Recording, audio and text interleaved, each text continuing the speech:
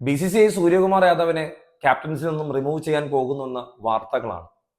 എന്തൊക്കെ സംഭവിച്ചാലും സൂര്യകുമാർ യാദവ് എന്ന ആ ഒരു ബ്രാൻഡ് ഇന്ത്യക്കായി നൽകിയ നേട്ടങ്ങൾ വളരെ വളരെ വലുതാണെന്ന് പറയേണ്ടി വരും. വിരാട്ടില്ലാതെയും രോഹിത്തില്ലാതെയും T20 ഇന്ത്യയെ നയിച്ച് ആ വേൾഡ് കിരീടം ഒരിക്കൽ കൂടി ഇന്ത്യയെ ചൂടിപ്പിച്ച ക്യാപ്റ്റൻ.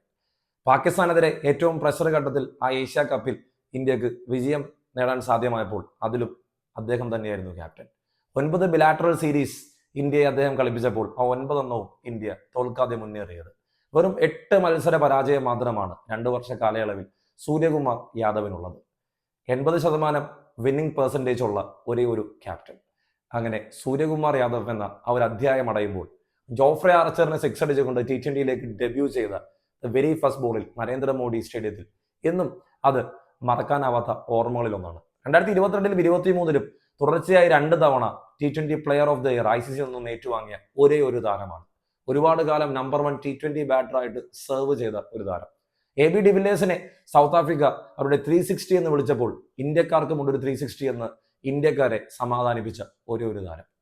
2009-ലോ 10-ലോ IPL ഡെബ്യൂ നടത്തിയ സൂര്യകുമാർ യാദവ് അവിടെ നിന്ന് ഇങ്ങോട്ട് മുംബൈയിലും പിന്നെ കൊൽക്കത്തയിലും വീണ്ടും മുംബൈയിലെത്തിയപ്പോൾ അദ്ദേഹത്തിന്റെ ബ്രാൻഡും അദ്ദേഹത്തിന്റെ കളിയും ഒരുപാട് മാറിയിരുന്നു. കഴിഞ്ഞ 18 മാസങ്ങൾ ഫ്ലോപ്പായിരുന്നു. ഒരു ഇന്ത്യൻ ക്യാപ്റ്റനായാലും ഉണ്ടാകാവുന്ന ഒരു പ്രഷർ അതെന്താണെന്ന് എല്ലാവർക്കും അറിയാം. ആ ഒരു പ്രഷർ അങ്ങനെ എളുപ്പത്തിൽ മറികടക്കാൻ ഒരിക്കലും കാര്യമായി ക്യാപ്റ്റൻസി നയിക്കാത്ത ഒരു താരത്തിന് എളുപ്പമല്ല. സോ അങ്ങനെ ഒരു താരം ഇന്ത്യ ഇത്രയും വലിയ നേട്ടങ്ങളിലേക്ക് എത്തിച്ചിട്ടുണ്ടെങ്കിൽ, T20 ഇന്ത്യയുടെ ബ്രാൻഡ് നിലനിർത്തിയിട്ടുണ്ടെങ്കിൽ, T20 ലോകത്തെ 1-ാം നമ്പർ ടീമായിട്ട് നിലനിർത്തിയിട്ടുണ്ടെങ്കിൽ ഗൗതം ഗംഭീർ എന്ന കോച്ച് ഒരുപാട് കടപ്പെട്ടിട്ടുണ്ടാവും. കാരണം 35-ാം വയസ്സിൽ അദ്ദേഹം T20 ലോക കിരീടം ഒരിക്കൽ കൂടി നേടുമ്പോൾ രോഹിത് ശർമ്മ കാത്തിരുന്നത് 17 വർഷമാണെങ്കിൽ സൂര്യ കാത്തിരുന്നത് വെറും 2 വർഷം മാത്രമാണ്. ODIയിലും ടെസ്റ്റിലും ഇന്ത്യക്ക് നിറം മങ്ങിയ ഒരുപാട് പെർഫോമൻസുകൾ വന്നപ്പോഴും സൂര്യകുമാർ യാദവിന്റെ T20 ടീം എവിടെയും പരാജയപ്പെട്ടില്ല എന്നുള്ളത് ഗൗതം ഗംഭീർ എന്ന കോച്ചിന് ഒരുപാട് ഗുണം ചെയ്തു, നിലനിൽപ്പിനായാൽ പോലും. എന്തായാലും സൂര്യയും പിള്ളേരും പൊളിയായിരുന്നു.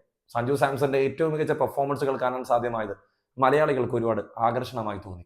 പോളിട്രിക്സിൽ പല കാര്യങ്ങളും സംഭവിച്ചുവെങ്കിലും അതിനെല്ലാം തരണം ചെയ്ത് വീണ്ടും ഇന്ത്യൻ ക്രിക്കറ്റ് ടീം ലോക ചാമ്പ്യന്മാരായപ്പോൾ ആ ചാമ്പ്യൻഷിപ്പ് കിരീടം നേടിക്കൊടുത്ത ഇന്ത്യയുടെ ക്യാപ്റ്റൻ, ഏഷ്യ കപ്പ് നേടിക്കൊടുത്ത ഇന്ത്യയുടെ ക്യാപ്റ്റൻ, 80% വിജയ ശതമാനമുള്ള ഇന്ത്യയുടെ captain Suryakumar Yadav. Thank you so much. ഇത്രയും നാൾ ഞങ്ങൾക്ക് വേണ്ടി ഇത്രയും വലിയ കാര്യങ്ങൾ ചെയ്തു തന്നത്.